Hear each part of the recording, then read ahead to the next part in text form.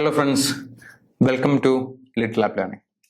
So the next topic is cost push inflation. We are already taken the idea regarding the demand pull inflation. It's a situation in aggregate demand exceed the aggregate supply. അതിന് ഏകദേശം similar opposite ആയിട്ടുള്ള ഒരു criteria ആണ് ഈ cost push inflation എന്ന് പറയുന്നത്. അതായത് supply ഷോർട്ടേജിൽ വരുന്ന കാര്യങ്ങളാണ്. ഇതിന്റെ ക്ലാസിക് എക്സാമ്പിൾ ആണ് oil price.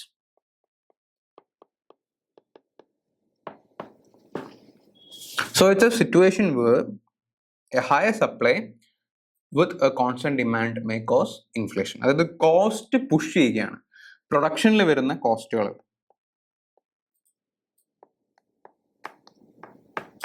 It's like wage പോലെയുള്ള റോ മെറ്റീരിയൽ പോലെയുള്ള അതിലുണ്ടാകുന്ന hike.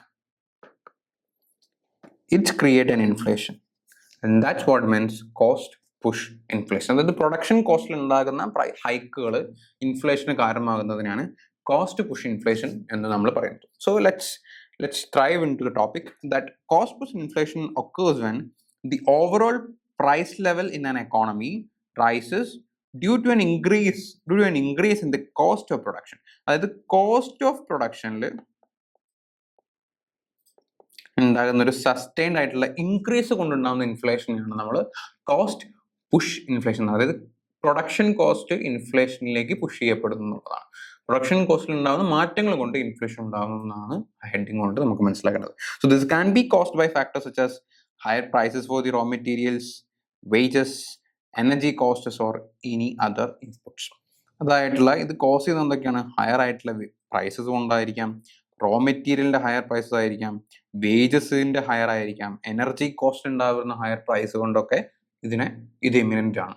So all these cost rises business may pass on to the consumers in the form of higher price for goods and services. അതായത് ഈ cost of production mitigate ചെയ്യാൻ വേണ്ടിയിട്ട് business firms എന്ത് ചെയ്യുന്നു? പീപ്പിൾസിലേക്ക്, അതായത് ബയേഴ്സിലേക്ക് higher price കൊണ്ടുപോകും in order to mitigate their cost of production.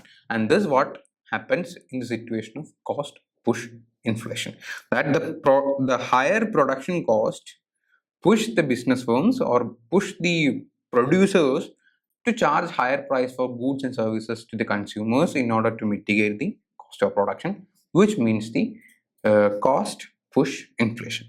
So this type of inflation contrasts with the demand pull inflation, which happens when aggregate demand exceeds the aggregate supply. It's a classic opposite of what we studied in the context of demand pull inflations. Okay, എന്തൊക്കെയാണ് ഇതിന്റെ cost എന്ന് നോക്കാം. ഒന്ന്, increase production cost ആണ്. നമ്മൾ ഒരുപാട് നേരത്തെ പറഞ്ഞ കാര്യങ്ങളാണ്. പ്രൊഡക്ഷൻ കോസ്റ്റ് ഉണ്ടാകുന്ന വേജോ റോ മെറ്റീരിയൽസിന്റെയോ എനർജി സോഴ്സസിന്റെ ഒക്കെ പ്രൈസിൽ ഉണ്ടാകുന്ന ഹൈക്കുകൾ കൊണ്ട് കോസ്റ്റ് പുഷ് ഇൻഫ്ലേഷൻ വരാനുള്ള സാധ്യതയുണ്ട്. Second one is supply chain disruptions.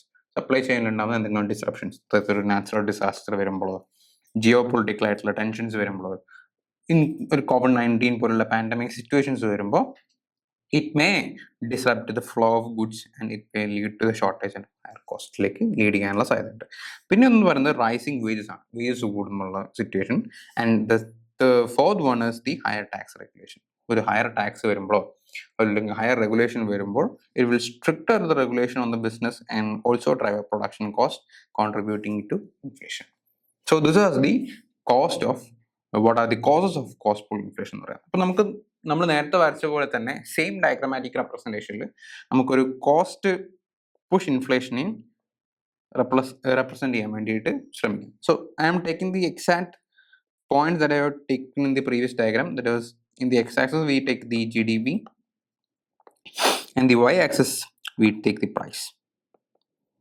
Okay. So നമ്മൾ already പറഞ്ഞിട്ടുണ്ട് ഇവിടെ aggregate demand already fixed ആണ്. So the aggregate demand is fixed time.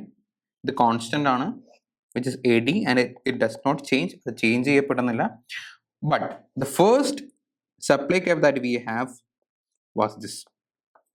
That is the AS1, and it may produce Q1 or you can write as Y1, and it's in a price level of P1. ഇതായിരുന്നു ആദ്യം ഉണ്ടായിരുന്ന ഒരു equilibrium situation എന്ന് പറയുന്നത്. പക്ഷെ ഇത് എന്ത് സംഭവിച്ചു? സപ്ലൈ കൂടുകയാണ്. സോ എന്ത് ചെയ്തു, ഇവിടെ GDP കുറയുന്നു, but still the price goes to P1. It's because of production cost. അതായത് ആദ്യം AS1 ഉണ്ടായിരുന്ന ഈ ഒരു പോയിന്റ് ഉണ്ടായിരുന്നു, this was A and this was B. പിന്നെ ഒരു ഹയർ സപ്ലൈയിലേക്ക് പോകുമ്പോൾ this go to AS2 and it will lead to a situation where the GDP is decreasing and the price still increase to P1 to P2, and this is what cost push inflation you can diagrammatically represent. മനസ്സിലായോ? ഇതാണ് cost പുഷിന്റെയും demand പുള്ളിന്റെയും cost പുഷും നമ്മൾ ഏകദേശം similar diagrams ആണ്, similar എക്സൈസിലും YXL എടുക്കുന്ന കാര്യങ്ങളൊക്കെ similar ആണ്. പക്ഷെ ഇതൊരു ചെറിയ ട്വീക്ക് വരുമ്പോഴാണ്. മറ്റതിൽ നമ്മൾ അഗ്രിഗേറ്റ് ഡിമാൻഡിന്റെ ഒരു കൂടുതലാണ് പറയുന്നത്, ഇതിൽ അഗ്രിഗേറ്റ് സപ്ലൈയിൽ ഉണ്ടാകുന്ന വ്യത്യാസം. അത് എന്തുകൊണ്ട്? പ്രൊഡക്ഷൻ കോസ്റ്റ് കൊണ്ടുണ്ടാകുന്ന പ്രോബ്ലംസ് കൊണ്ട് അത് ഹയർ പ്രൊഡക്ഷൻ കോസ്റ്റിലേക്ക് വരുമ്പോൾ അത് മിറ്റിഗേറ്റ് ചെയ്യാൻ വേണ്ടി കൺസ്യൂമറുടെ ഇടയിലേക്ക് കൂടുതൽ പ്രൈസ് കൊടുക്കുന്ന സിറ്റുവേഷനാണ് നമ്മൾ കോസ്റ്റ് ഓഫ് ഇൻഫ്ലേഷൻ എന്ന് പറയുന്നത്. അപ്പോൾ അതിന്റെ ഡയഗ്രാമാറ്റിക് റെപ്രസെന്റേഷൻ ആണ് നമ്മൾ ഇവിടെ കൊടുത്തിരിക്കുന്നത്. ഇതിന്റെ ക്ലാസിക് എക്സാമ്പിൾസ് തന്നെയാണ് ഓയിൽ പ്രൈസിൽ വരുന്ന സാധനങ്ങളൊക്കെ.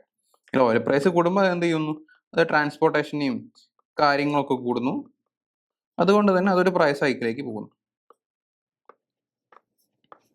So this is what the classic example of cost push inflation എന്ന് പറയുന്നത്. പിന്നെ ഇതിന്റെ ടെസ്റ്റ് എന്തൊക്കെയാന്ന് വെച്ച് കഴിഞ്ഞാൽ നേരത്തെ പറഞ്ഞ സെയിം കാര്യങ്ങളൊക്കെ തന്നെ നമുക്ക് ഇതിലും പറയാനുള്ളൂ. ഒന്ന് PPIs, പ്രൊഡ്യൂസേഴ്സ് പ്രൈസ് ഇൻഡെക്സ്, പ്രൊഡ്യൂസറിന്റെ പ്രൈസ് ഇൻഡെക്സ് എന്തൊക്കെയാണ്, അത് കൂടുന്നുണ്ടോ, അത് കൂടുന്നത് ഇൻഡിക്കേറ്റ് ചെയ്യുന്നത് ഒരു ഹയർ പ്രൊഡക്ഷൻ കോസ്റ്റ് അവിടെ ഇമിനന്റ് ആണെന്നുള്ള സിറ്റുവേഷൻ ആണ്. And it may lead to cost push inflation. പിന്നെ വേജ് പ്രൈസിനെ പറ്റിയിട്ടുള്ള കാര്യങ്ങൾ നമ്മൾ പറയേണ്ടതാണ്. ഇൻപുട്ട് പ്രൈസിൽ ഉണ്ടാവുന്ന ഇൻക്രീസുകൾ, അതായത് sharp rise in the cost of raw materials, energy, labour points potential cost push ഇൻഫ്ലേഷനിലേക്ക് കൊണ്ടുപോകുന്നുണ്ട്. പിന്നെ പ്രോഫിറ്റിൽ ഉണ്ടാകുന്ന മാർജിൻസ്, ഡിക്ലൈനിങ് മാർജിൻസ് ആണ് compared with rising inputs cost ആണെങ്കിൽ അത് ഒരു ഹയർ കോസ്റ്റിലേക്കും ഇൻഫ്ലേഷനിലേക്ക് പോകുന്നുണ്ട്. പിന്നെ സപ്ലൈ ചെയ്യാനുണ്ടാകുന്ന ഡിസ്റപ്ഷൻസ്. സോ ഇത്തരം കാര്യങ്ങളാണ് ഒരു കോസ്റ്റ് പുഷ് ഇൻഫ്ലേഷൻ ആയിട്ട് സിറ്റുവേഷൻ ആയിട്ട് വരുമ്പോൾ നിങ്ങൾ മനസ്സിലാക്കേണ്ട അല്ലെങ്കിൽ എഴുതേണ്ട കാര്യങ്ങൾ എന്നൊക്കെ പറയുന്നത്. സോ അതിൻ്റെ ഡയഗ്രാം ഓർത്ത് വെക്കുക, എന്തൊക്കെയാണ് അതിൻ്റെ കോസസ് എന്താണെന്ന് ഓർത്ത് വെക്കുക, പിന്നെ എന്തൊക്കെ ടെസ്റ്റുകളുണ്ട് അല്ലെങ്കിൽ എന്തൊക്കെ ഒബ്ജക്റ്റീവ്സ് ഉണ്ട് അല്ലെങ്കിൽ എന്തൊക്കെ കാര്യങ്ങൾ ഇൻഡിക്കേറ്റ് കാണുമ്പോഴാണ് നമുക്ക് ഇവിടെ ഒരു cost push inflation main situation ആണ് എക്കോണമി എന്നുള്ളതെന്ന് മനസ്സിലാക്കേണ്ടതെന്നുള്ള കാര്യങ്ങളും നിങ്ങൾ ഈ ഒരു കോണ്ടെക്സ്റ്റിൽ മനസ്സിലാക്കാൻ വേണ്ടി ശ്രമിക്കാം. So this is what cost push inflation means. So thank you.